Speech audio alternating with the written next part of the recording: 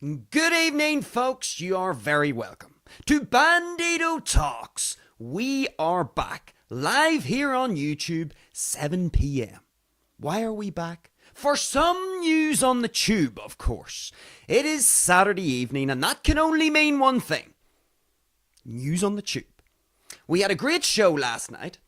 We had our first live stream of the weekend yesterday, episode 17, How to Improve. We got the weekend off to a cracking start, I must say.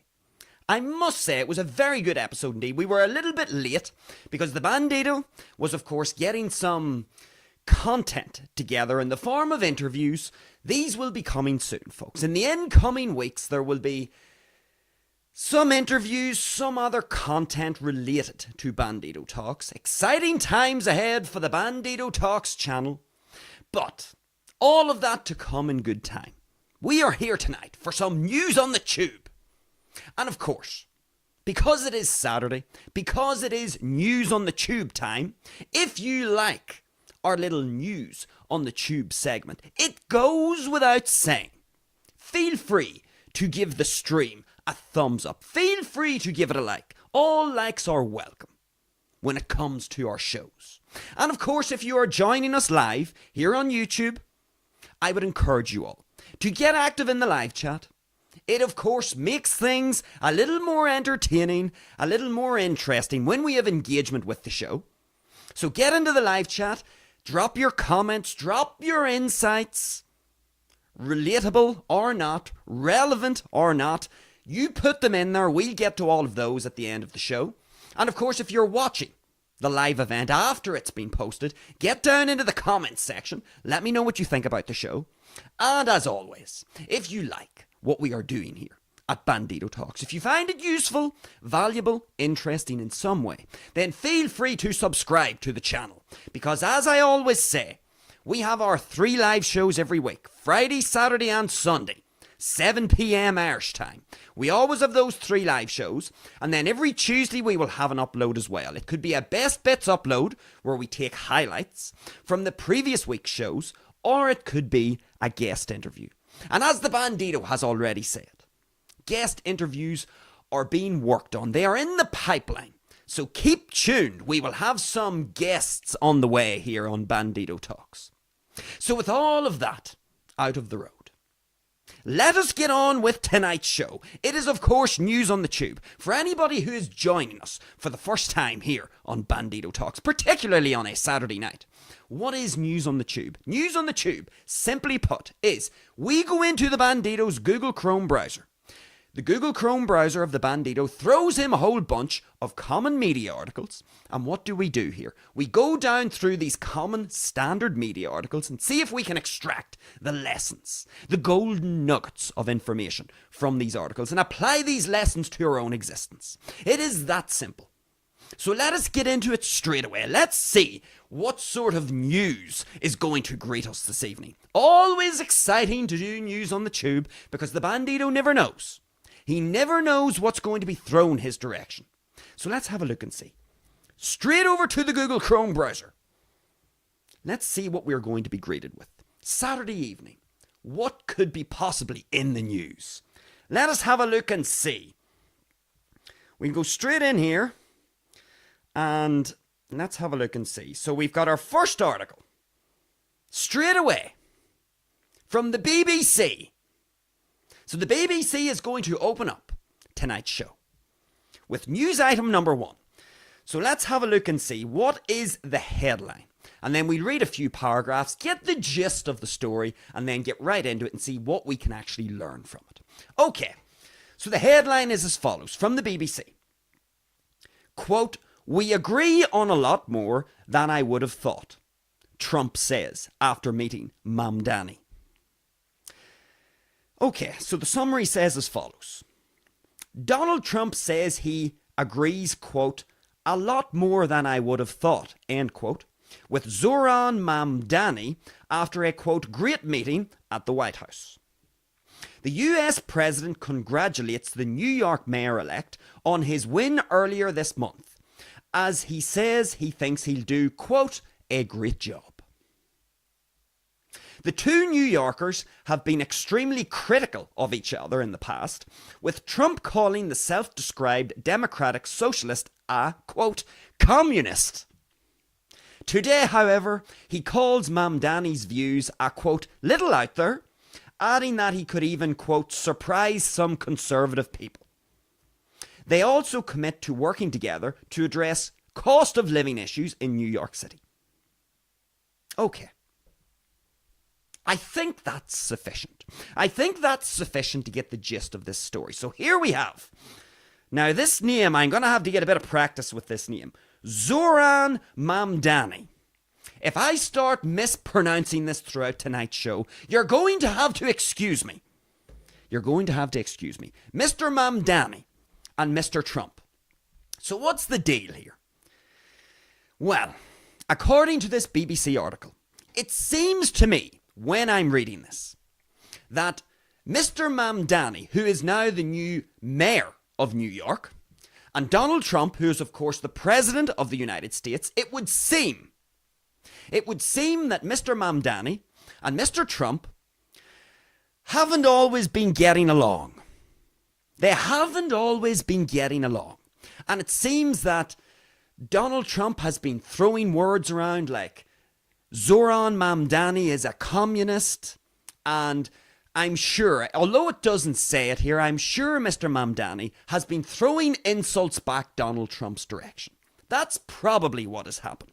But the point is, the general gist of this article is that both of these two prominent political figures in the United States, the mayor of New York, Zohran Mamdani, and the president of the United States, Donald Trump, it would seem that up until Zohran Mamdani actually won the election in New York to become mayor, it would seem that throughout the mayoral race, it would seem that throughout that competitive stretch, that Donald Trump was quite critical of Zohran Mamdani.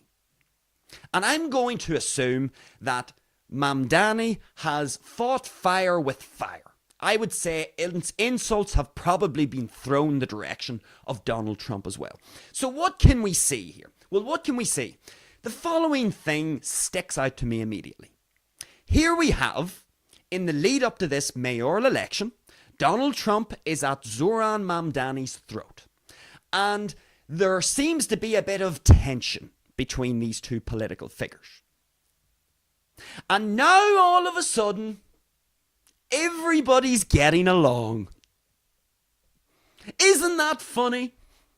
So here we have, a few weeks ago, or maybe even months this has been going on for. Let's say weeks or months. Donald Trump and Zohran Mamdani have been exchanging insults. You're a communist, you're a this, you're a that.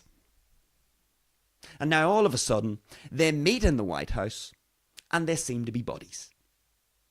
Isn't that funny? Is the world a stage? Is it one big theatre play? Because that's the first thing that comes to my mind. Here you have, supposedly, these two political figures who really hate each other. And maybe they do hate each other. Maybe they do. Maybe they still hate each other.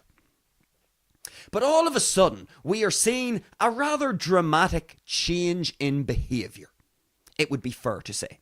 It seems that both of them, now that they're in the White House, now that Zohran Mamdani is the mayor of New York, Donald Trump, of course, is the president of the United States, it seems now that they're maybe settling their differences. Donald Trump saying to old Zohran, you know, Zohran, I've been calling you a communist and I've been saying that you're this, that and the other, but now that you're here in front of me, I actually think you're not a bad lad. You're not a bad lad, Zohran. And Zohran's probably now, you know, with the mirror neurons and all of that, he's probably returning a few compliments in the direction of Donald Trump as well. You know, Donald's been very pleasant to Zohran, so I suppose Zohran wouldn't want to be seen as being tremendously unreasonable now that the cameras are on and everybody's out writing for their newspaper and for their news outlet. So everybody seems to be getting along. Lord, it's a miracle. It's a miracle, isn't it? So here we have, they've both been at each other's throats. They've been at each other's throats, exchanging insults for a long period of time, and all of a sudden now it's water under the bridge. It's water under the bridge.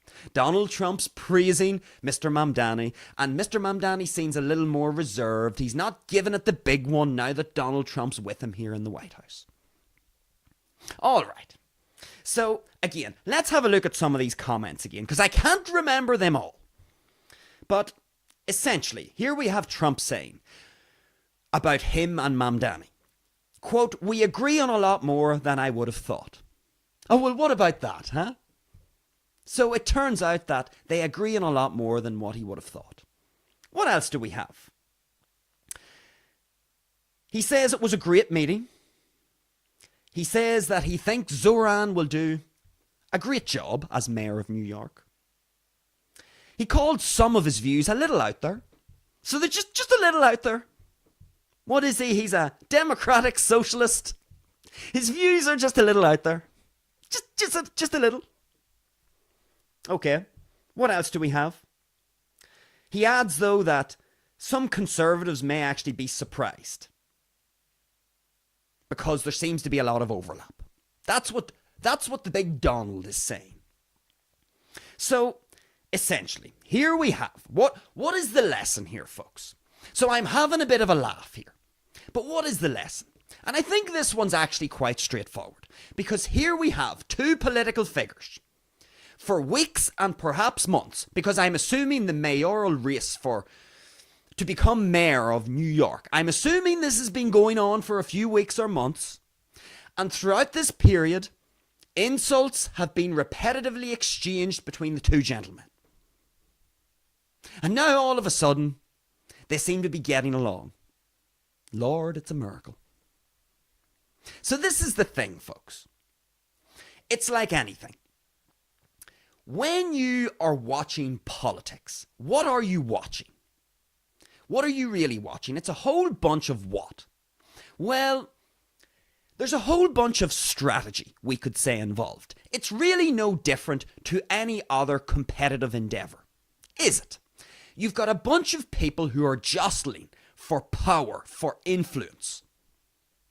And so sometimes part of the game is, part of your strategy may have to be, well, when this guy is running, in this case, let's say Donald Trump's watching Zohran Mamdani run for the mayor of New York.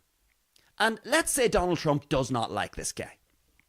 Well, Donald Trump, it would seem, has tried to derail his campaign to become mayor of New York. Donald Trump wanted somebody else to win. That's what I'm understanding here. But it turns out that Zohran has ended up winning anyway. So here we have Donald Trump trying to undermine him, trying to get some other candidate, essentially, in as mayor of New York.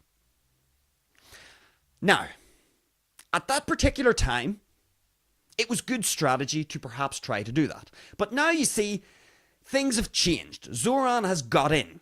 He's now mayor. And there's nothing that Donald Trump can do about this now. So the strategy now must change. And this is the thing. This is what I read into this. It's the same with Zohran. He's been very critical of Trump, it seems.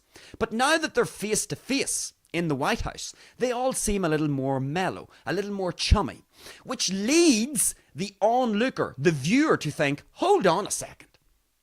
Was any of this real at all? Was any of it real? Or was it all theatre? Was it all strategy? Was it all part of a bigger plan from each individual? And this is the thing. When you see articles like this, it's a little bit like, this would be the best analogy that I could give you. And it's not absolutely exact, but you're going to understand it whenever I say it to you.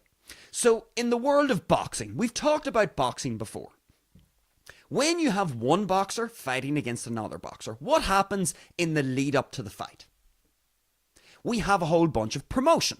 So the fight has to be promoted. This is why we have promoters, and a lot of money is invested into the entire production, the entire fight, because it has to be promoted. Now, what do we often see in the lead up to a boxing fight, in this promotional phase of the fight?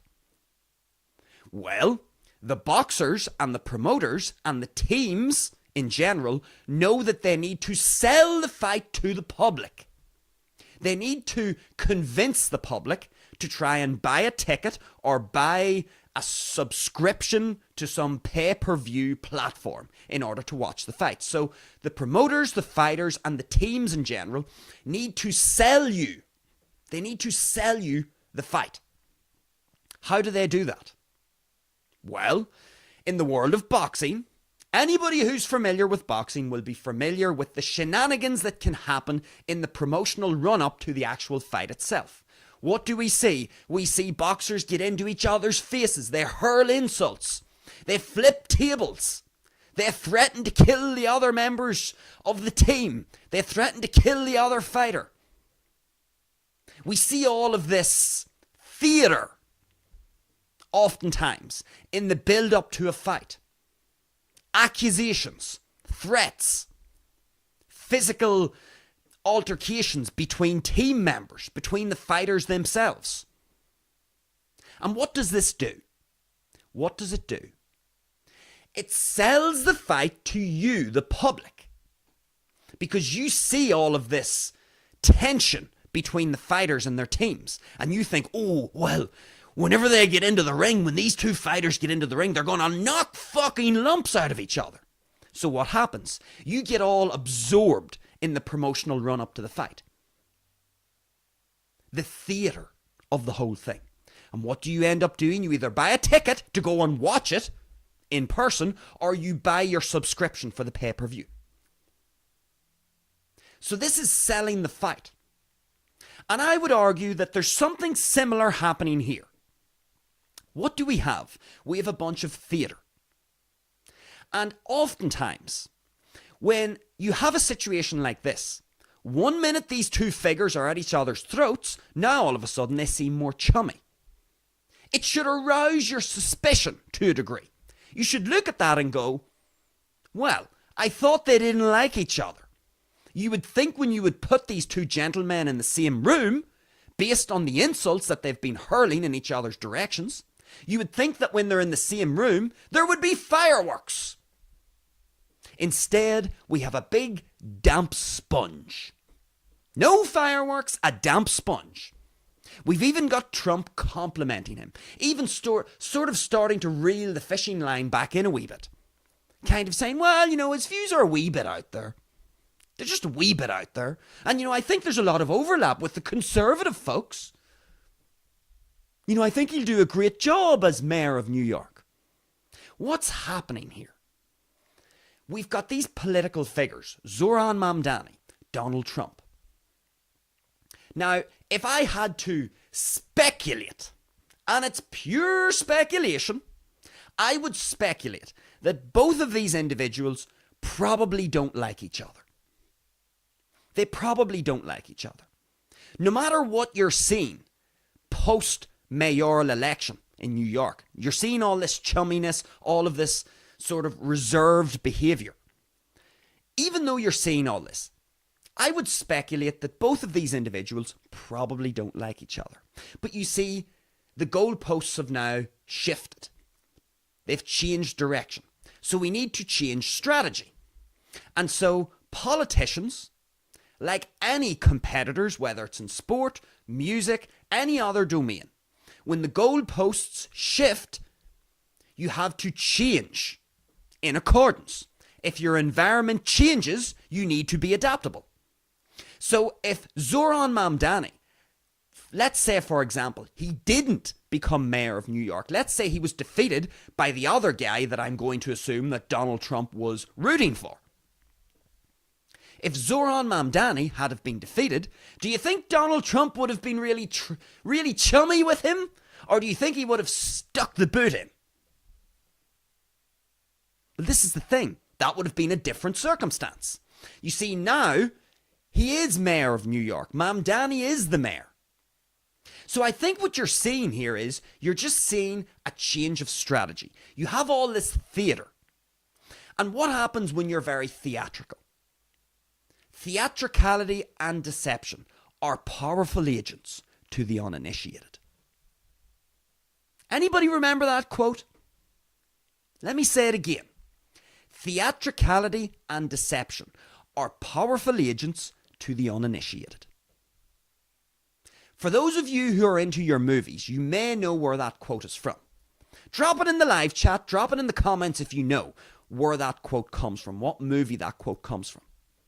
But it's a very interesting quote, and I think it's highly applicable to this particular article. Theatricality and deception. They are powerful agents to the uninitiated. Now remember, all of this theatricality that you're seeing, one minute they hate each other and they're at each other's throats, the next minute they're mellow and chummy. You've seen a whole bunch of theatre take place over the last number of weeks and months as this New York mayoral, I suppose, what is it? The mayor of New York, I don't know how long these things last for. I don't know what if we want to call it the promotional run or the competitive run up until the actual election. I don't know how long it takes for all of these things to play out. Let's assume it's a few months. I think that's probably fair enough to say. So in these few months leading up to the actual election of the mayor of New York, you're seeing all of this theatre. You're seeing the insults from Donald Trump to Zohran Mamdani. He's hurling insults back the other direction. Theatre. And you've got a whole bunch of deception. Why are they doing this? Well, they know that whatever they say and do is going to be reported where? In the media.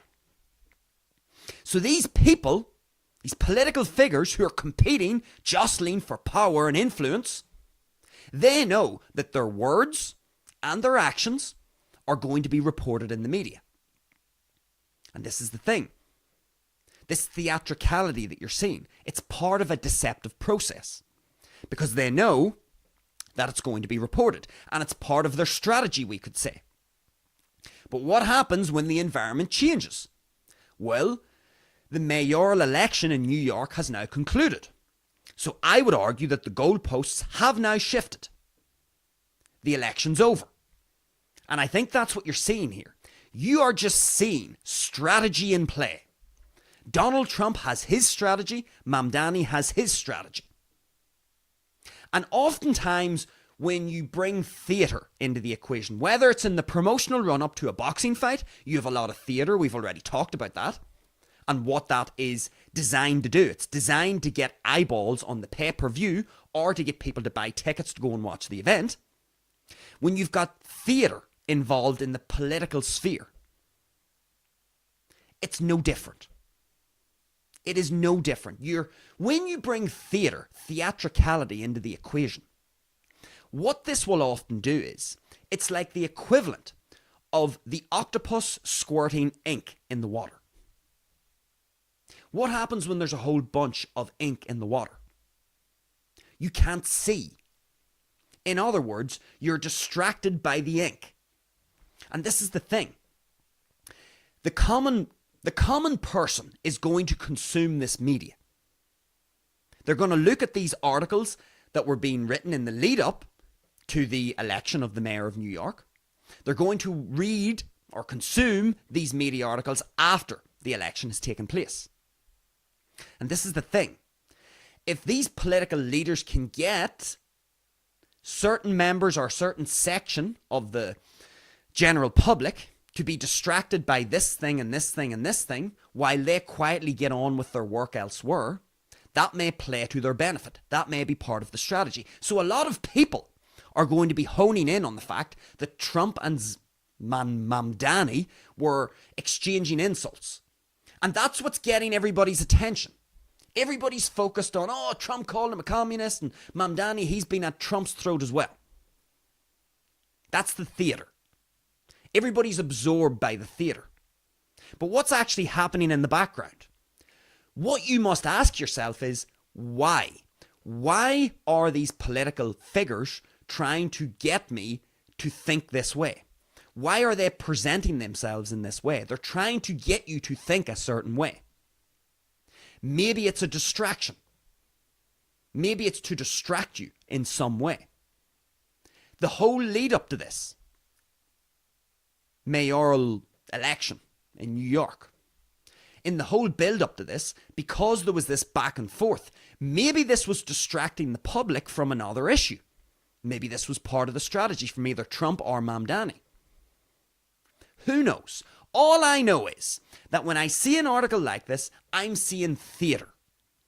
It's like they are up on stage.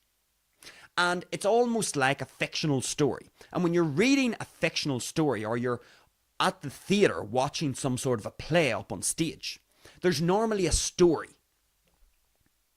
There's always a story. And normally when you have a story, to keep it interesting for the public, there are twists and turns in the story. And this is no different. These people are competitive. They are political figures. There's a lot on the line here. A lot of status on the line. A lot of power on the line. A lot of influence on the line. Perhaps Mamdani's elected status now as mayor of New York, is that going to have some impact on Donald Trump's presidency?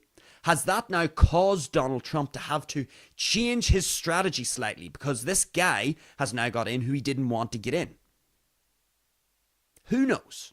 All I know is that it is theatre. And you have to ask yourself, when these things are reported in news articles, why are they being reported, and what is it that the article or these political figures are trying to get you to feel and think? Why are they presenting themselves this way? Why all of a sudden the big change from Donald Trump? 1 minute Donald Trump is hell-bent on trying to derail Mamdani's hopes to become mayor of New York. Now all of a sudden he's mellow. Now all of a sudden he seems complimentary. Why? That's the lesson here, folks. We have to make sure that we do not get distracted by the theatre. Because it's the theatre, normally most people, when they are consuming media, they remain fixated on the theatre. They get so hell-bent on focusing on the theatre. Remember what I said. Theatricality and deception are powerful agents to the uninitiated. So if you are, quote, uninitiated, you don't really understand what you're looking at here. You will be stuck, distracted by the theatre. And that's what the lesson is here. You are seeing theatre. This is theatre. This back and forth between Mamdani and Trump. It's theatre. And oftentimes, the theatrical nature of these exchanges between political figures, they are often a distraction, like octopus ink in the water. If you're in the water and you're swimming, and all of a sudden, a big giant octopus just squirts its ink your direction, you're distracted. You were swimming this way, but now there's a load of ink in the water and you're sort of distracted by the ink and you're trying to figure out where you are. You're all over the place. In the meantime, there could be something creeping up behind you, creeping up from underneath you, from either side. You're distracted by the ink. And this is what we want to do here. We have all this theatre. This theatre is like octopus ink in the water. We want to get out and away from the octopus ink. We want to get away from the theatre. The theatre is for the uninitiated. The uninitiated among us are going to see the theatre and they're going to gobble it up. Oh, did you see what he said? And he said this, and go Trump, go Mamdani. Lost souls. Lost souls is all I'm going to say. Because the theatre normally acts as a distraction. And you have to ask yourself, when you see something like this, when you see two political figures that were at each other's throats, all of a sudden become more mellow and more reserved and even complimentary. You have to think of it in the same way as the promotional build-up to a boxing fight. The boxers are insulting and threatening each other and the teams are going at it. And then what happens after the fight? What normally happens after the fight? The 12 rounds finish, and what happens? The two fighters embrace in the center of the ring. And it's at that point that you know you've been had.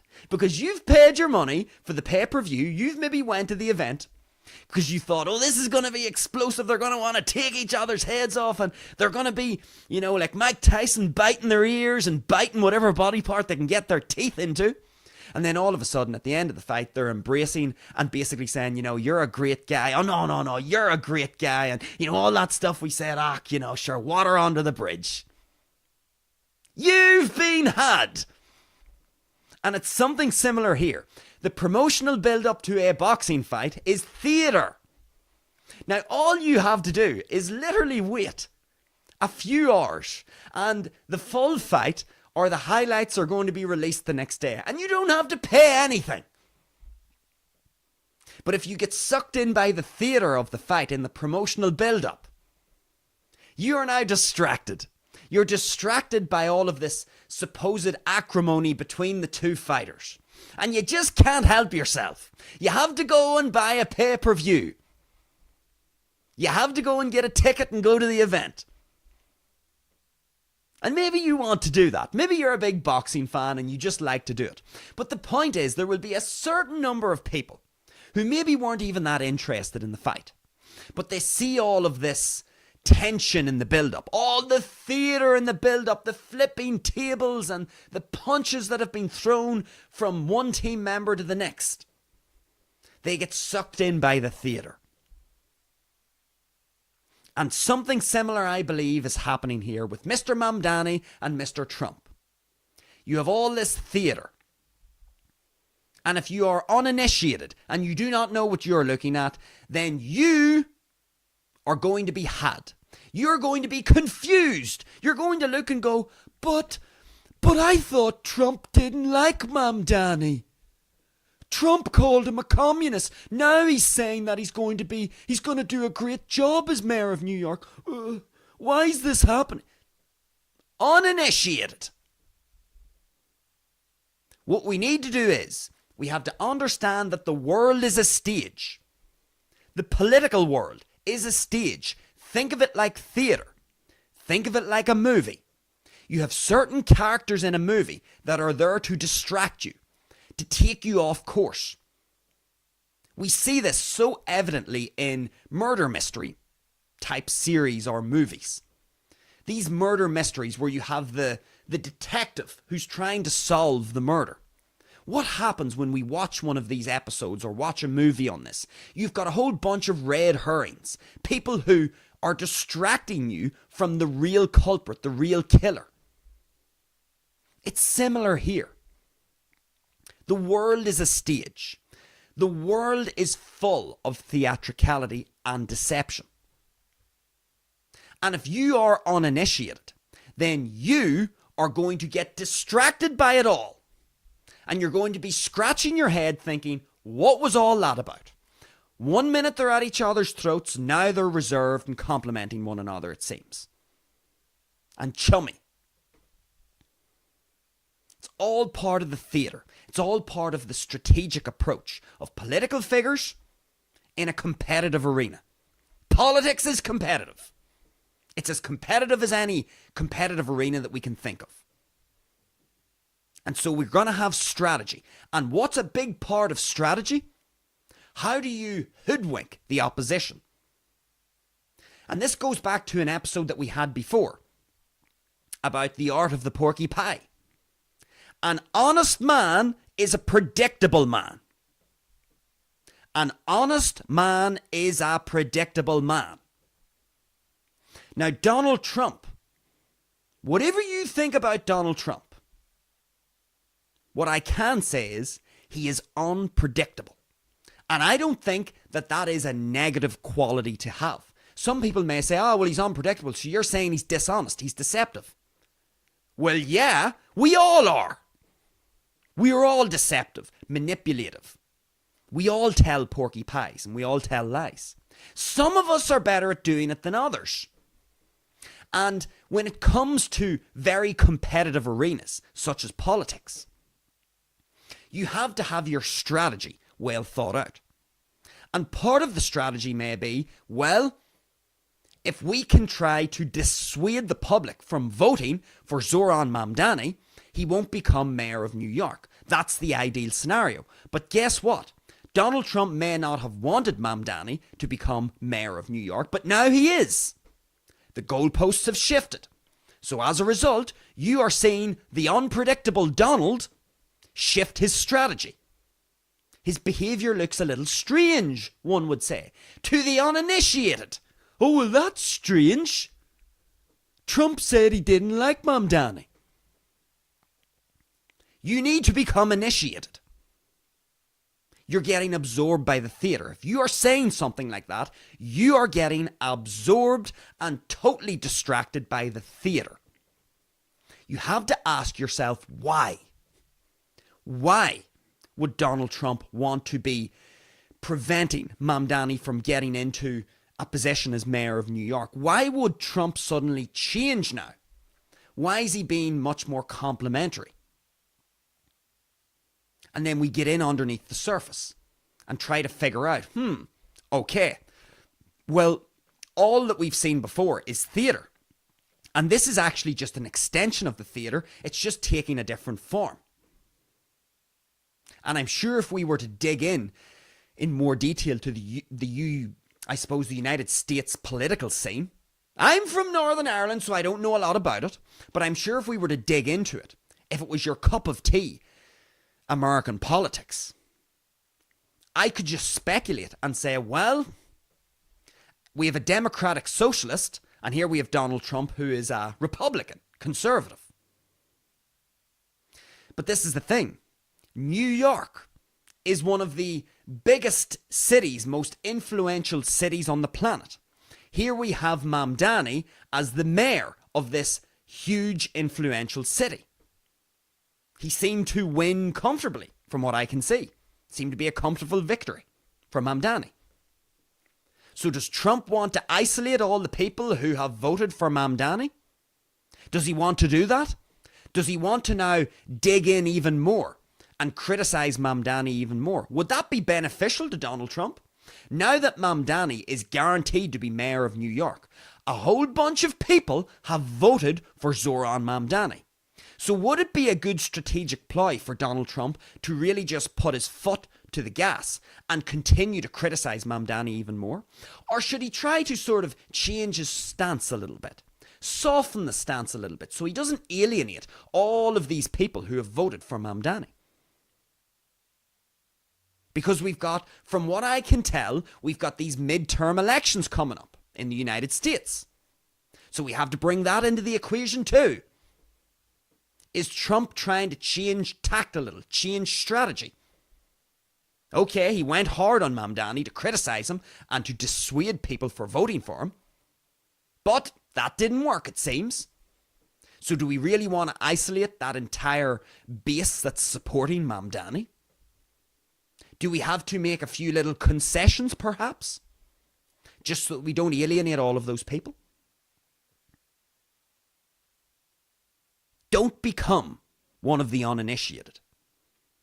You can watch the theatre unfold. That's fine. That's just like watching a movie or watching a play. You can watch it unfold. Just don't get distracted by it. Try to figure out the why. Why would these political figures suddenly change their behaviour? Because that's the big question here. The BBC's reporting that they were at loggerheads with one another. Now it seems more chummy. Now it seems more friendly. Why? Okay. So I think that's the lesson that we have to learn from that particular story. Theatricality and deception are powerful agents to the uninitiated. You want to become initiated. You want to be able to observe the theatre. That's fine. Observe the theatre. Watch how the goalposts can change. Watch how the environment can change. And then be aware that when the environment changes or the goalposts are moved, the strategic approaches of those involved should change. They should be adaptable. The politicians involved should be able to change their posture. Start to move and speak in a different way because the environment's now different. It would be ludicrous. It would be silly to just stick by your principles. Oh, well, I've always criticised Mamdani, so I'll just continue to criticise him. Even though he's mayor of New York now, sure, I'll just keep criticising him anyway. That would be silly. That would be ignorant. And it would be showing a lack of adaptability. And so here we have all of these people jostling, changing their strategic approaches. And in the meantime, uninitiated members of the public, they are still thinking and focusing on all of the theatre over here to the left. They're totally caught up in all of that. And in the meantime, these political figures, Mamdani or Trump or whoever it is, they're getting on with business in the background, while the population is distracted. They've been deceived by the theatricality of the entire thing. So that's what I think about that story. Become initiated and start asking yourself, why are these people presenting themselves to me in this way? What is it that they want me to think? Why would they be changing their strategy? What benefit is it to them? Those would be some of the lessons. Those would be some of the takeaways from this particular article. Okay, so that's news item number 1. Mamdani and Trump. Best buddies, it would seem. Maybe that's a little too far. Best buddies, but certainly friendlier, it would be fair to say. Okay, now, let's have a look at our second story. So that was the BBC. The good old BBC. Now let's go out and see what our second story is going to be. So, let's have a look here and see. This one's from The Independent. Let's have a look and see if it's going to allow me to read. It looks like it's going to work. Okay, so this one is from The Independent. Let's see what it has to say. Here's the title of this particular article. This is news item number 2. It reads as follows. Fugees rapper jailed for 14 years after illegally funneling millions through Obama election campaign. The trial included testimony from actor Leonardo DiCaprio and former Attorney General Jeff Sessions. Okay, let's read some of this because I have no idea what this is talking about. So, Grammy-winning rapper... Oh, what a name. Fuck me, man. Grammy-winning rapper Pras Michel, a member of the Fugees, has been sentenced to 14 years in prison. The conviction stems from his role in illegally funneling millions of dollars in foreign contributions into Barack Obama's 2012 re-election campaign.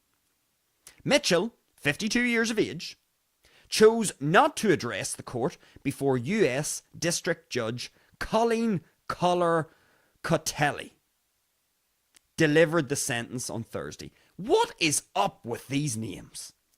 Colleen Collar-Cotelli. This is the U.S. District Judge. Let's see if I can get a wee bit more information on this. His conviction, which occurred in April 2023, saw a federal jury find him guilty on 10 counts, including conspiracy and acting as an unregistered agent for a foreign government. The trial in Washington, D.C. featured testimony from actor Leonardo DiCaprio and former Attorney General Jeff Sessions. Okay, it says the Justice Department prosecutors said the federal sentencing guidelines recommended a life sentence, asserting that Mitchell, quote, betrayed his country for money and, quote, lied unapologetically and unrelentingly to carry out his schemes. All right, so I think this rapper, this Grammy-winning rapper, essentially illegally funneled millions of dollars in foreign contributions into Barack Obama's 2012 re-election campaign. So he used this foreign contribution into Obama's election campaign in 2012 to get himself a whole bunch of moolah. And of course, he has been caught, and now he's been sentenced to 14 years in prison. And what are his convictions? Federal jury found him guilty on 10 counts, including conspiracy and acting as an unregistered agent for a foreign country or foreign government. Okay, so he betrayed his country for money, and he lied unapologetically to carry out his schemes. So here we have this rapper, Pras Michel, 14 years in prison because he was essentially what? Funneling millions through the Obama election campaign. All right. It took me a while to get my head around that story. I hadn't a baldy notion where that was going because I'm not familiar with this dude. But let's see. So, he's essentially, made himself fairly wealthy under the disguise of what? The Obama election campaign. And it's been found out that he has betrayed his country. That's what they're saying. They've betrayed his country. He's taken a whole bunch of money here, and he's given the illusion, I assume, that it was supposed to be funneled in to the Barack Obama election campaign, but it actually went into his pocket. I'm assuming something along those lines. Okay. So what do I think whenever I see this story? What do I think? Well, he gets 14 years in prison. And I suppose, what is the interesting thing here? The interesting thing is, he's a rapper. He's a musician, if you want to call rapping music. And of course, previous shows that we've done from last week and the week before, we've actually talked quite a bit about donations to charities, to non-profits for humanitarian causes. We have had other musicians like Billie Eilish criticising other wealthy people for not donating millions to these humanitarian causes. And we've already talked in previous episodes about donations and about how they are tax-free, and about how we could speculate and make the argument that these rich people, when they make donations to these non-profits, to these charities, that there's actually sneaky backdoor ways for them to get their money back tax-free, or to make a profit on this particular donation in some way. Speculation, of course. I don't know if that's possible. I'm not that rich. You'll be surprised to hear. Or am I? Am I telling a porky pie? Am I putting on a whole bunch of theatre to try and distract you? Who knows? But anyway, we have another musician, another rapper, who's been caught funneling millions, in this case through an election campaign, into his own pocket. So, I suppose, what's the thing here? This dude, old Mitchell, Pras Michel, I hope I'm pronouncing that correctly, he's been caught. Now, the first thing that I think of is he has been caught engaging in some financial shenanigans, and he's going to pay a fairly hefty price of 14 years in prison.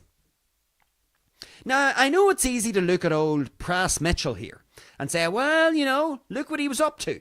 He was using the Obama re-election campaign in 2012 to funnel all of these millions and get up to illegal activity. And this is the thing, folks. I suppose for this particular article, the word that I'm going to hone in on is illegally. This word illegally. Because one could say that what is legal and what is illegal is actually subjective. Now, some people would say, no, there's a big book called the law. There's this big book called the law, and whenever somebody commits a crime, you go to the big book and you go down through and say, oh, there's this crime, it's punishable by 14 years in prison. If that's what you think happens, you are uninitiated, and you need to get initiated, because there is no big book called the law. That doesn't exist. There isn't the equivalent of the Bible when it comes to the law. There isn't this big thick book like you see in the Pirates of the Caribbean movies, whenever they take out their big book in the third movie at World's End and they're going down through the pirate law. There isn't a big book. What is the law? The law is a whole bunch of people in suits getting into a room, going through random pieces of paper and subjectively interpreting those random pieces of paper, and then coming to a conclusion based on their subjective analysis of these pieces of paper, which we call the law. These pieces of paper are not existing in a big book, a nice big sort of coherent book. It doesn't exist. We've got a bit of law here, a bit of law there, a piece of paper here, a piece of paper there, and you get all of these people in suits. We call them lawyers, we call them attorneys, we call them prosecutors. They all get into a room together and they go, well, you know what? I interpret this subjectively this way. And then somebody else will go, well, I interpret it this way. That's what the law is. It's a whole bunch of people's opinions. It's just a whole bunch of opinions. And if you are familiar with the Dirty Harry movies, Harry Callahan, played by Clint Eastwood, it's a famous quote. And here it is, in all of its glory. Dirty Harry would say the following about opinions. Opinions are like assholes. Everybody has one. This is what the law is. It's a bunch of opinions, a bunch of subjective interpretations of pieces of paper with some writing on the paper. Completely subjective. There is no objective way to actually determine what is legal and what is illegal. It's a bunch of people in suits who've went through a state institution called a university to get a degree that we call law, and then they put their suits on, they go to the courthouse, they look at these random pieces of paper and go, yeah, I would subjectively interpret this in this particular way, and I think that this person should suffer X consequences. And then you could go to a completely different suit and tie person, who we call a lawyer, and they will interpret the same piece of paper in a different way. And you know the funny thing about the law? We've already talked about the fact that there isn't this big magical book that says law, and you can go to the book like a dictionary and find a word, or find an offence, and then get the corresponding sentence in prison. Doesn't exist. You know what's even better? The law, you can always add new laws into the legal system. You can always just make up new things. The people who have the ability, the authority to pass new laws, they can just make something up. For example, they could say it is illegal to do a live stream with a white hat and a red bandana. They could make a law. And then anybody who's caught online doing a live stream with a white hat and a red bandana at the same time is due now to go to court and be sentenced to, 6 years in prison. They could just make a law up. And what can I do about it? What can you do about it? Zero. Nothing. Because the law is just a whole bunch of subjective interpretation of writing on a random piece of paper. And then the funny thing is, if we get a particular case where these random pieces of paper with writing on them are so inconclusive, well then the legal system can just create a brand new law to make it nice and clear. And then the process starts again. Some other lawyer in a suit and tie will say, well, I interpret that particular new law in this way. And then some other schmuck, he comes along and says, no, you're wrong, it's this way. This is what the law is. It's a whole bunch of opinions. And opinions are like assholes. Everybody has one. It's subjective. So when I see this gentleman, he's done something illegal. I actually couldn't really give a fiddler's what he's done. He has used the Obama election campaign to funnel money into his pocket, millions. This is not new. People do this all the time. And we call it illegal. Now, in a fair world, everybody should be punished for getting up to such shenanigans. But of course, as we all know, there are certain standards for certain people and standards for other people. So some people are able to get away with laundering their millions in a certain way. Other people aren't.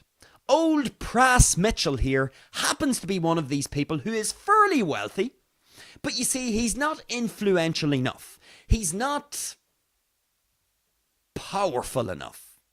And he is going to get socked.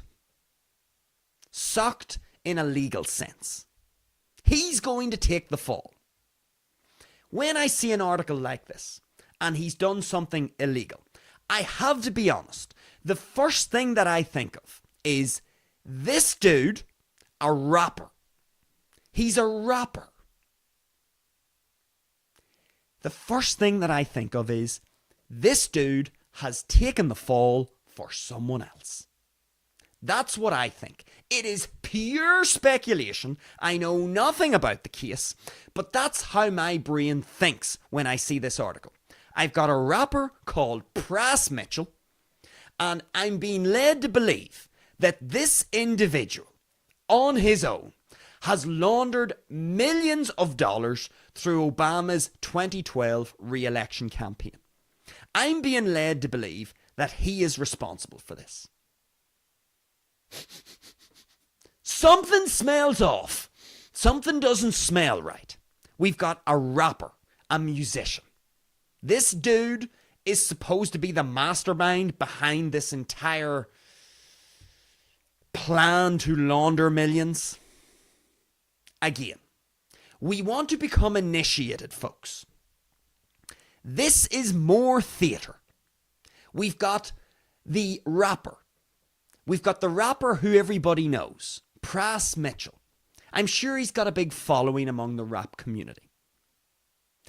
Now, is it a ridiculous thing to say that somebody else who maybe has more influence, more money, more power, has also been involved in this particular scandal, but because they are more powerful, more wealthy, they have more influence, they've been able to slip back into the shadows while old Pras Michel takes the fall? Is that unreasonable? Is that a possibility? This is the thing. When you are initiated and you don't get caught up in the theatre and you don't get distracted by the theatre, you start to look and say, okay, so this dude is responsible for this entire operation. The rapper, Pras Michel, is responsible for this entire operation, laundering all of these millions of dollars. Really? That's the theatre. When we try to, or when we pull ourselves away from the octopus ink and we look at this and we say, okay, he's involved in Obama's re-election campaign. Was he potentially working alone? Was there somebody else involved in this? Were there other people, more influential, more powerful people involved in this scandal? Involved in this operation? And was it looking like they were all going to get exposed, and then everybody got around the table and said, well, folks, this isn't looking good. It looks like we're going to get busted. So how can we save our own skin? How can we change strategy? How can we adapt to the shifting goalposts? Does anybody know where old Pras Michel is? You know the rapper Pras Michel? Is he about? Maybe we could throw old Pras under the bus. Maybe because he's got this big following among the rap community and among the musical folk, we'll throw him onto the bus. And what can he do about it? Nothing. He decided to get involved in our business, and so we're going to throw him onto the bus. Goodbye, Pras. Enjoy your next 14 years locked up. Just throwing it out there. It's speculation. I don't know if it's true. All I'm saying is that there could be an argument made that old Pras Michel here wasn't acting alone. And perhaps, whenever the goalposts shift, when circumstances change, people need to change their strategy. And this is part of the theatre. Pras Michel, we could maybe speculate and argue, he's part of the theatre here. He's the rapper who's been caught betraying his country, while perhaps other people involved slip back into the shadows. And nobody knows that they were involved, while old Pras Michel takes the fall. This is how we want to think when we see something like this. Because it's easy to look at this and go, look, there's the rapper, some rapping genius, you know, he was involved in laundering all these millions. Yeah, gosh, despicable.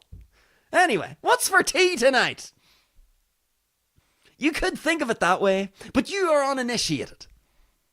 If you're more initiated and you're not distracted by the theatre, and you try to think critically about this, you might look and say, well, it's been reported to us that Pras Michel is the mastermind. Is there a possibility that there were other people involved and they're covering their rear ends and Pras Michel has taken the fall? Who knows? This is how the initiated would think, though. Whether we are right, whether we are wrong, we don't want to get distracted by the theatre.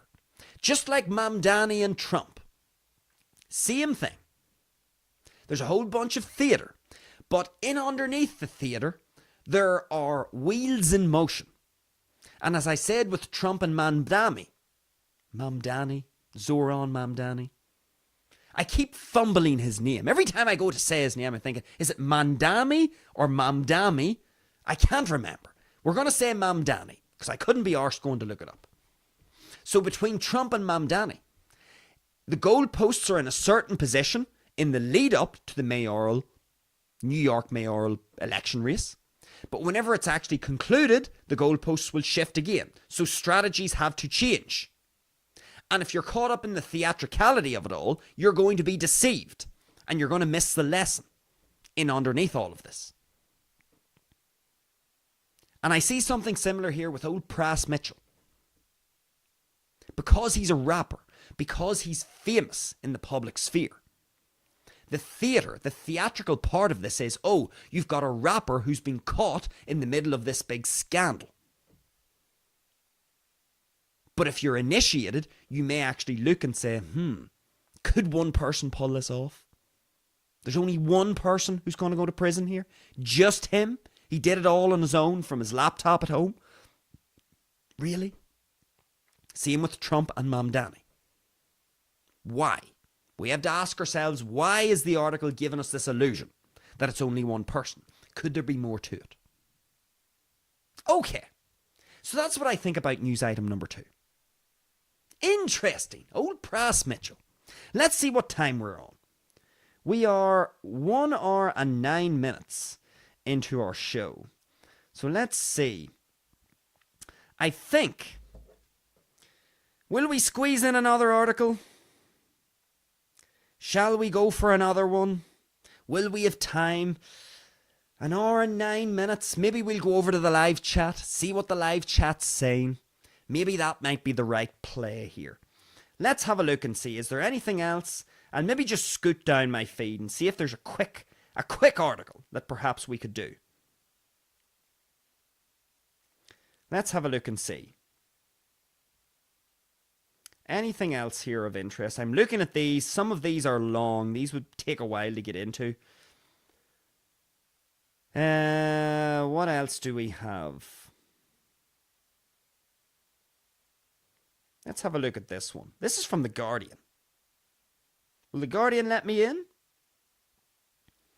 Let's read this headline. See what it says. So this is from The Guardian. We'll go for a third news item. Why the heck not? Let's try to make this. This will be a quick round. This will be a quick news item, this one. So this is news item number 3. This is from The Guardian. Let's see what it says.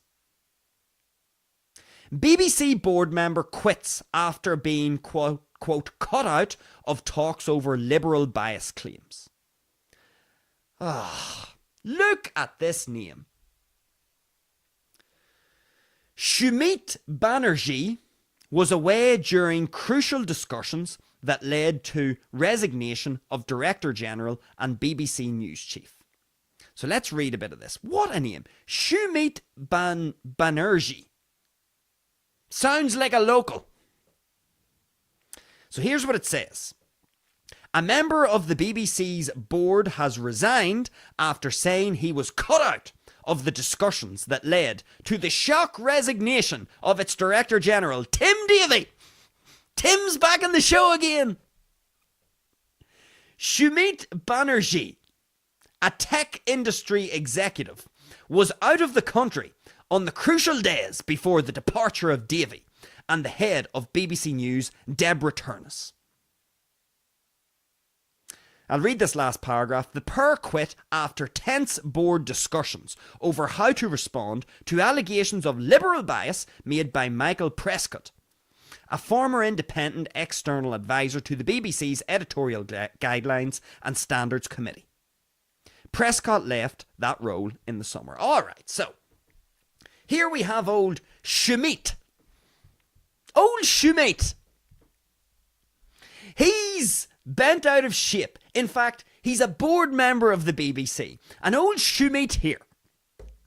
Shumeet ain't happy that he wasn't consulted about the resignation of Tim Davie. So he wasn't consulted about these discussions. And now he has resigned. He said that he felt like he was cut out of the discussions. And he's a tech industry executive. He was out of the country in the days that were leading up to the departure of Davie and this other head of the BBC News, Deborah Turnus. So old Shumeet, he felt like he was cut out of talks. He's a board member of the BBC. And Shumeet thought, you know what? I was cut out. I should have been consulted over the resignation of Tim Davie and old Deborah after the deceptive editing of the Donald Trump speech. Remember that, folks? The BBC's deceptive editing on the Panorama documentary, where old Tim resigned. Tim still hasn't got in contact with Bandido Talks. I told Tim to drop me his CV. He didn't do it. The door is now closed, Tim. There are no job opportunities here at Bandido Talks. You lost your opportunity. No more charity for you, Tim. Old Shumeet. Shumeet here. He was a BBC board member and he felt like he was cut out of the talks. And he's all bent out of shape over this. He's twisted up in a pretzel. And he's so bent out of shape that he's decided to step down as a board member. Such is his disgust at being cut out of these talks. So old Shumeet was out of the country when all of this happened. And now he's angry about it. Why would old Shumeet be angry? Well, let's see if we can figure out, is there anything more to this? So, I'll scan down the article. That's a whole bunch of bollocks. It's talking too much. Anyway, when somebody is pissed off, why does anybody get pissed off? So Shumeet here is pissed off because he wasn't consulted. And he stepped down as a board member of the BBC. It's been a very turbulent last few weeks for the BBC. The poor old BBC. It's been tough going. But why does somebody get pissed off at anything? Well, what leads to irritation? What leads to anger? Because he's angry. Let's face it, he's angry. What leads to anger? Anger arises whenever someone feels as if they've been treated unfairly. That's why anybody gets frustrated or irritated are angry with somebody else. They feel like someone has treated them unfairly. And in this case, old Shumeet, he feels that the unfair treatment that he received was that he wasn't consulted. He was cut out of these talks about the resignation of Tim Davie and Deborah. And so now, to display his anger and his frustration, to make it evident to all of those in the BBC, he's now stepped down. What a tragedy! What a tragedy. Let me ask you this, folks. We're reading this article, and this is the first thing that comes to my mind when I actually read this article. We've got this guy called Shumeet, who's a BBC board director, and he has stepped down because of the resignation of Tim Davie regarding this edit of the Trump speech that was deceptive. So Shumeet has stepped down. Who cares? Who is Shumeet? I mean, have any of you heard of this guy? What's his second name? Shumeet Banerji. Has anybody heard of Shumeet before? Was he on your radar until Bandido Talks tonight? Shumeet? I mean, The Guardian must be really struggling for some news to report on. I mean, who gives a fucking fiddlers about this? Who reads this? That's the first thing that I think. Why is this even important? BBC board member quits after being cut out. Maybe the Guardian's trying to sink the boot into the BBC because they are competitors. The illusion would be that they are competitors. But this is the thing. If we were to even go along that line of thinking, The Guardian is trying to sink the boot into the BBC and is now starting to report on all of this chaos and disruption that's happening within the BBC. Shumeet has stepped down. There's so much chaos with the BBC. Even if we were to go along that line of thinking, The Guardian, The Telegraph, the BBC, are they really independent? Are they really independent? Do you really think that The Guardian, The Telegraph, the BBC, the Sunday Times, you name it, do you think any of these publications would be mainstream? Do you think any of them would be mainstream if they were really, truly contradicting one another? Would they really be mainstream if they were truly independent? If they really had something controversial or interesting to say? Would they really be independent, do you think?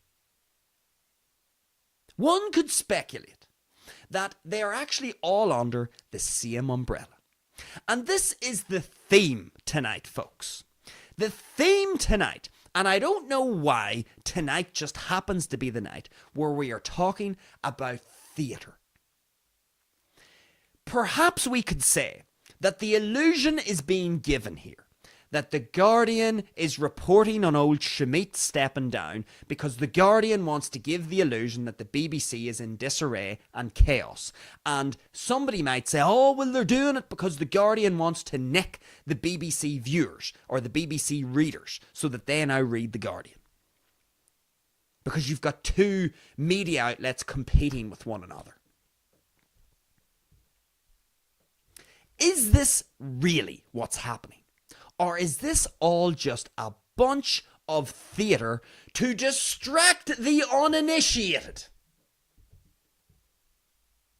I go back to what I've already said.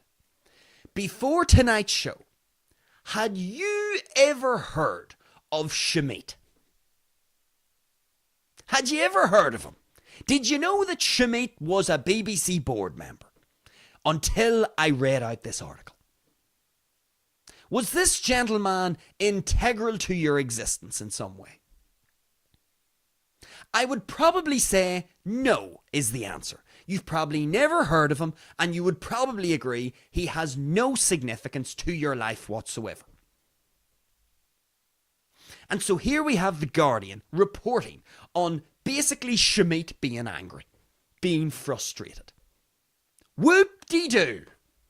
And Shumeet's making a point. I'm going to step down from the BBC because I was out of the country and I was not consulted about Tim Davie resigning.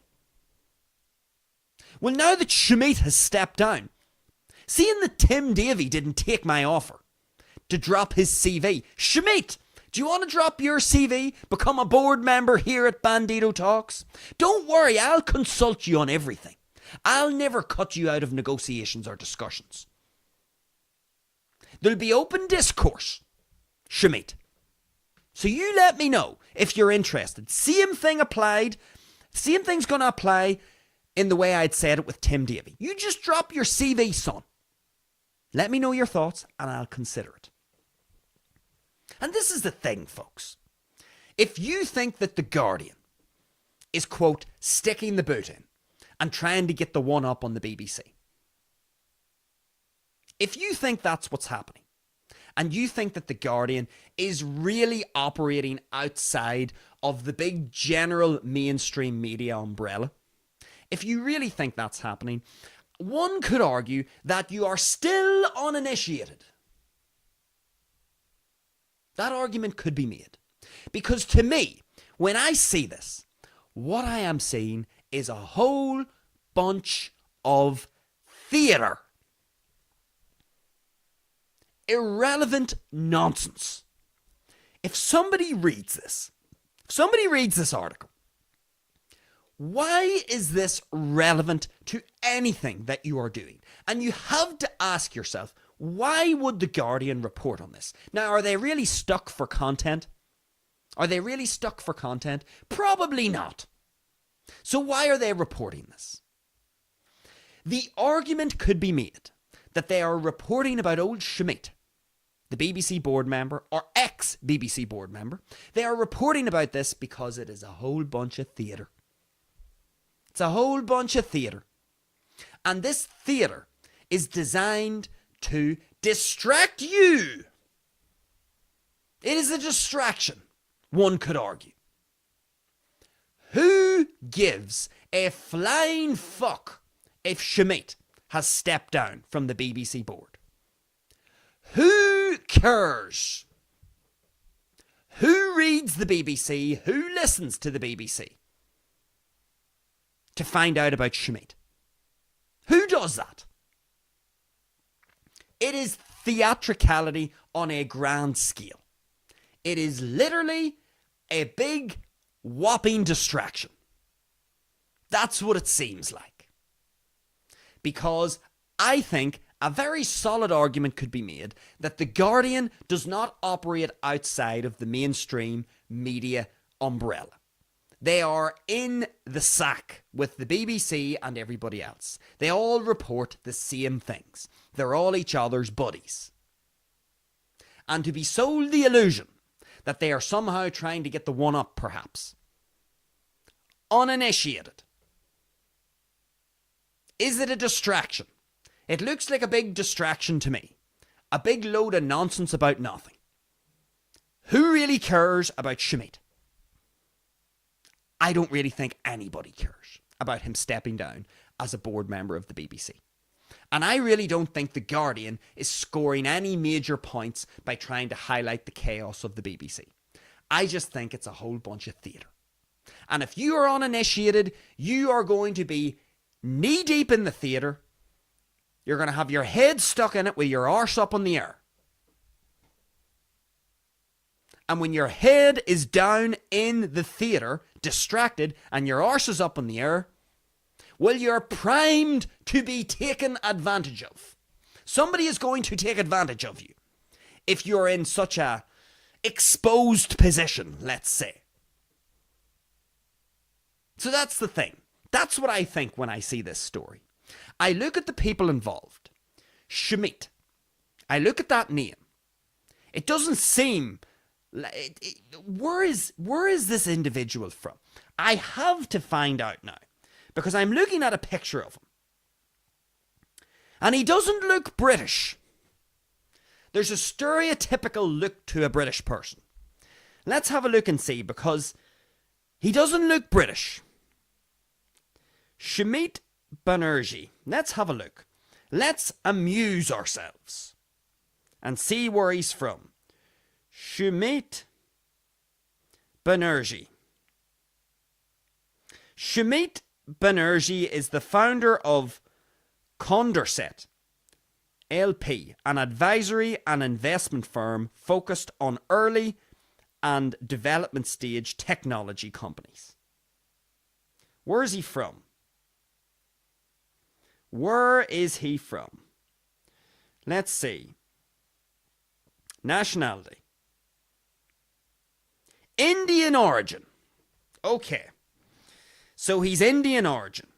Is he actually a British citizen? I'm not sure. An Indian origin tech industry investor. Maybe he is British. Maybe he has British citizenship. I don't know. The point being, theatre, theatricality and deception. That's what I think when I see this article. And again, what is the lesson? The lesson is we do not want to be engrossed in the theatre. The theatre is the distraction. The theatre is the distraction. And so we must ask a very important question. Why would The Guardian be trying to distract us? Why would any media outlet be trying to distract us? What would they be trying to distract us from? Why would they want to distract us from that particular thing? Those would be questions that the initiated would ask. What is currently happening in this case, the UK political climate, the UK economic climate? We could do a little bit of due diligence, a little bit of background reading. What are some of the very controversial things or on-topic things that are happening at the moment that may want to be avoided in discussions? What are some of these things where a nice little distraction could come in and sort of divert the public's attention elsewhere? This is where we would do a little bit of reading into what's happening at the moment. And then we could perhaps look and see, okay, well, whatever Shumeet's doing, this tech investor of an Indian origin, whatever he's doing, is it really that important that he stepped down as a member of the BBC board? Is it that important? Or is it just more theatre? Is it more of a distraction for the public from things that may be, we could argue, more important? Okay. That's news item number 3. Old Shumeet.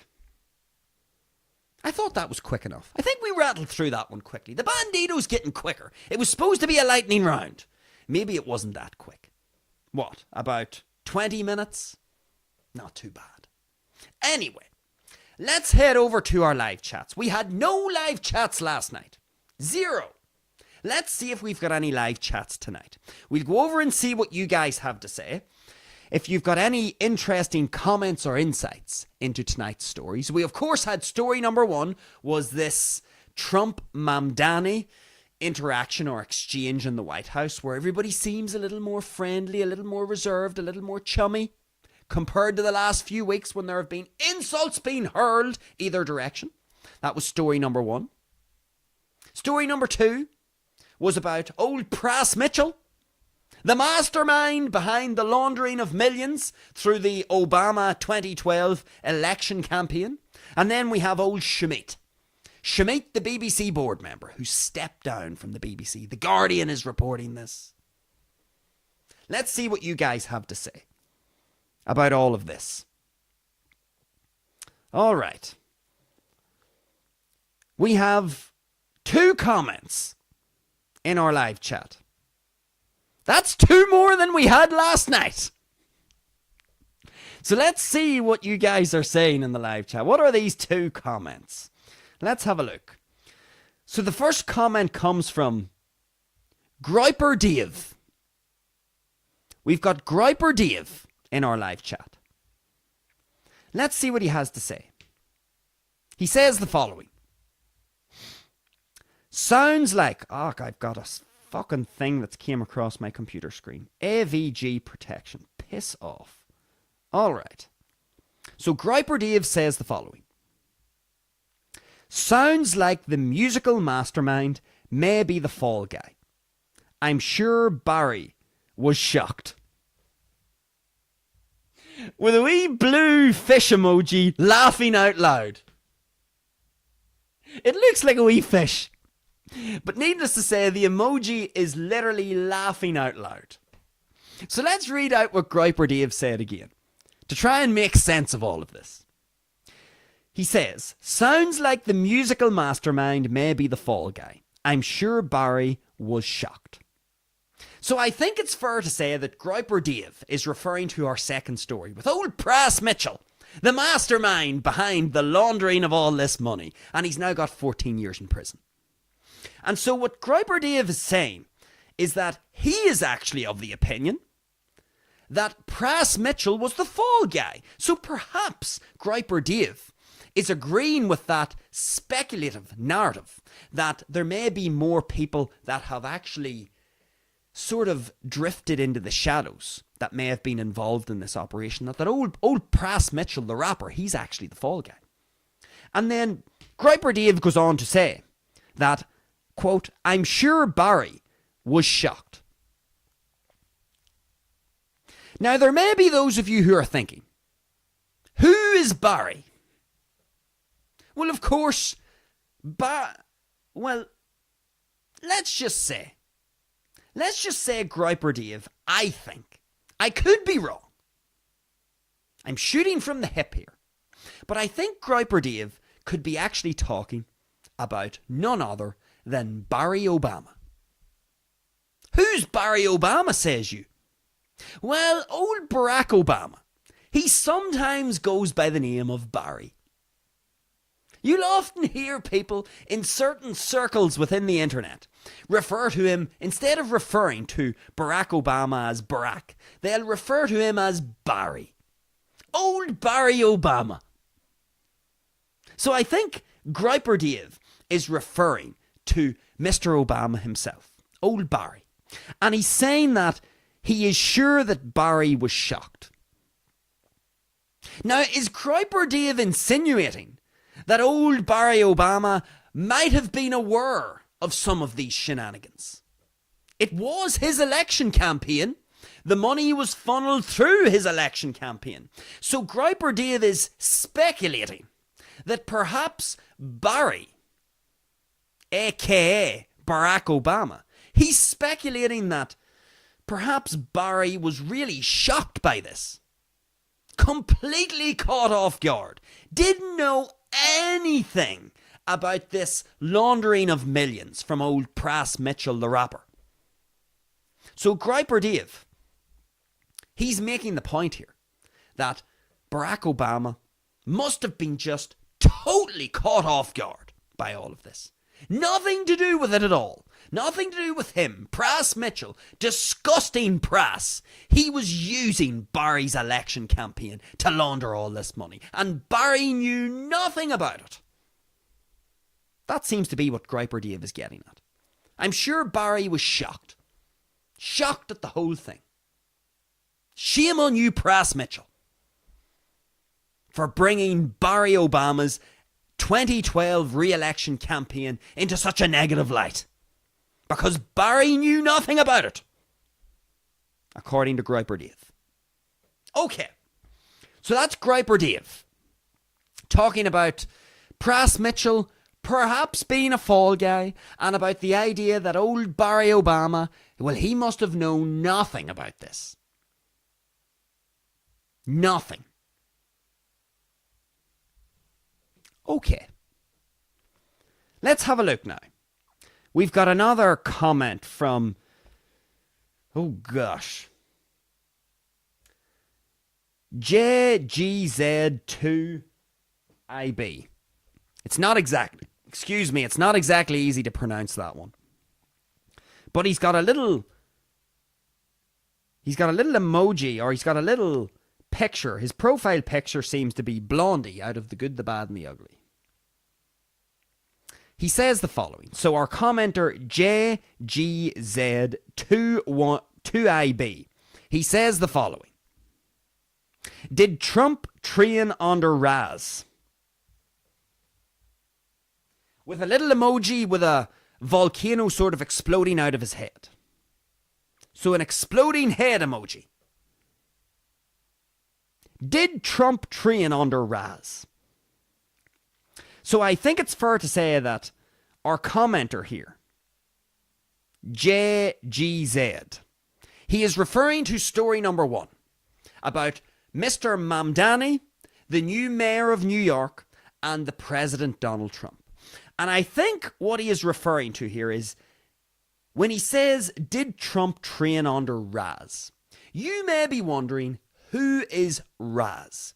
R-A-Z. Well, our quote that has been it has been repeated multiple times throughout tonight's show. Theatricality and deception are powerful agents to the uninitiated. I asked you folks, did you know where that quote was from? And that quote comes from a certain Raz Al Ghul. Raz Al Ghul is the leader of the League of Shadows. What is the League of Shadows, says you? Well, the League of Shadows is this organization that goes around the world, and when a civilization grows too wild and out of control, the League of Shadows comes to restore order and balance to this civilization. So just like when a forest grows too wild and vast, a forest fire is inevitable. The League of Shadows is like a forest fire. They are the control so that a civilization doesn't grow too large and violent and out of control. So the League of Shadows, just like a forest fire, comes in and manages to keep the forest in balance by preventing it from expanding too much and growing too wildly. So Raz Al Ghul is the leader of the League of Shadows. You may be wondering, is the Bandido talking clean out of his hole? Is this even real? Well, I'm going to leave it up to you to go and do your background research on the League of Shadows. I'm not going to spoil it all. All I'm going to tell you is what the League of Shadows is and who is the leader of the League of Shadows. Raz Al Ghul is the leader of the League of Shadows. But are they real? Are they a real organization that actually comes and restores balance when a civilization grows too wild? You're going to have to go do your research. Remember, folks, the point tonight is we want to become initiated. In order to become initiated, you have to start doing your own research. You have to start doing your own background reading, your own due diligence. So that's your homework. Your homework is to go and look up the League of Shadows. What the League of Shadows stands for. Who is Raz Al Ghul? Are these actually is this a real organization? For those of you who are familiar with the quote, theatricality and deception are powerful agents to the uninitiated, you will know exactly what I'm talking about. For those of you who don't, it's time to do a wee bit of background reading on tonight's show. But needless to say, our commenter is making the point. Did Trump train under Raz Al Ghul in the League of Shadows? So the commenter is asking, is Donald Trump a part of the League of Shadows? Did he train at some stage under Raz Al Ghul as a member of the League of Shadows? This is an interesting question. All that I do know is that Donald Trump knows how to be unpredictable. He's not an honest individual. That doesn't make him bad. It just means that he's not predictable. And in the political climate, one could argue that a certain degree of unpredictability and adaptability to shifting goalposts and circumstances is actually a very important trait. And Donald Trump looks like he has certain traits of members of the League of Shadows. That ability to play one character and then play a different character and change your strategy whenever it is required. These are things that one would learn within the League of Shadows under Raz Al Ghul. Because Raz Al Ghul is all about theatricality and deception being used to hoodwink or trick the uninitiated. And as we know, most people in the population are uninitiated. They are on autopilot. When you are on autopilot, you are uninitiated. And you have your head in the sand while your arse is up in the air. So people can take advantage of you. And this is what Raz Al Ghul would say if you were training with him in the League of Shadows. You use theatricality and deception to your advantage in order to throw octopus ink in the water so that people don't really know what it is that they're looking at. They are distracted by all of the octopus ink. And while they are distracted, you can get on with doing what it is that you really want to do. The theatre is just for the uninitiated, to keep them distracted so that they don't get in the road. So that the people who are actually pulling the strings can get on with whatever it is that they need to do. Did Donald Trump train with Ra's al Ghul as a member of the League of Shadows? One could make the argument maybe he did. Maybe there was a little bit of interaction between the League of Shadows, Ra's al Ghul, and Donald Trump. Who knows? Who knows? Maybe there was. Maybe there wasn't. All I know is that Donald Trump seems to understand some of the techniques and strategies of the League of Shadows.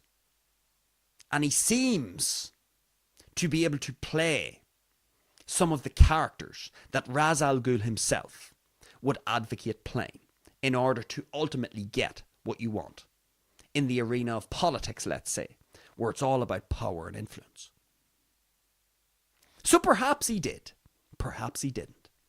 It's an interesting thought. Donald Trump, a member of the League of Shadows. Okay. We've just got another comment in. And this one is from the Flying Dutchman. The Flying Dutchman is back in the live chat again. It's good to have the Flying Dutchman back. Let's see what the Flying Dutchman is saying. He says the following. He's put a little emoji that says game over. So he says game over for the honest folk. So the Flying Dutchman says game over for honest folk. Well, we could certainly make the argument. If you are going to go through life as an honest man, no matter what the circumstances are, if you are going to, quote, stick by your principle of being honest, independent of what the circumstances are, independent of the fact that the goalposts may shift and a strategic change may be necessary, if you're always going to be honest, you're always going to be predictable. And predictability in the modern world basically looks like your head in the sand with your arse up in the air. There is nothing unpredictable about that. If you've got your head in the sand and your arse in the air, it's very obvious what your posture is going to be, what your stance is. And when you've got a very obvious stance, a very predictable stance, it is easier for other individuals to take advantage of you. Because whether we like it or not, deception is part of being human. If you are able to deceive other individuals and get away with it, you are at a competitive advantage. And if you decide to engage with your own existence completely honestly, independent of circumstances, then you are predictable, which means you are at a competitive disadvantage. And I think that is what the Flying Dutchman, our commenter in the live chat, is getting at. He is saying that it is game over for honest folk. And one could mount the argument and say, you know what, the Flying Dutchman has actually got an interesting point. Because when you're honest, you are predictable. The more predictable you are, the easier it is to take advantage of you and manipulate you because you're at a competitive disadvantage. Because being deceptive and getting away with it gives you a competitive advantage. It allows you to potentially extract more out of any potential exchange. You may be able to sequester or secure more resources through your deception. And if there are honest people floating around with their arse up in the air, then they are primed to be taken advantage of. Such is life. The Flying Dutchman makes a valid point. Ra's al Ghul, theatricality and deception, You won't catch old Raz being too honest. You won't catch Trump being too honest. Because that would leave them predictable. Okay. That seems to be all of our live chats. I want to thank Griper Dave. I want to thank JGZ21B or 2IB and the Flying Dutchman for engaging with tonight's show. It's always good to have some engagement with the show. And with that, folks, all of our news articles have been covered. We got through our 3 news items. We've got through all of our live chats. Again, if you enjoyed the show, feel free to give the live stream a like. If you're watching the show after it has been aired, get down into the comments section. Let me know what you think about everything that we covered tonight. And of course, if you enjoy what we are doing here at Bandido Talks, if you find it useful, find our content valuable, then feel free to subscribe to the channel. There will be plenty more content coming your direction in the incoming weeks and months. And also, tomorrow night is of course Sunday night. We will be back with another live show at 7 p.m. Irish time. We're going to take a slightly different format. So what we're going to do is, instead of doing a standard news on the tube segment where we go through as many media articles as we can within our allotted time, we're going to do a Sunday special tomorrow. So last week we did an exclusive show on old DJ Kerry. We dedicated an entire show to the DJ Kerry scam. And so we're going to do something similar tomorrow night. We're going to call it our News on the Tube Sunday Special.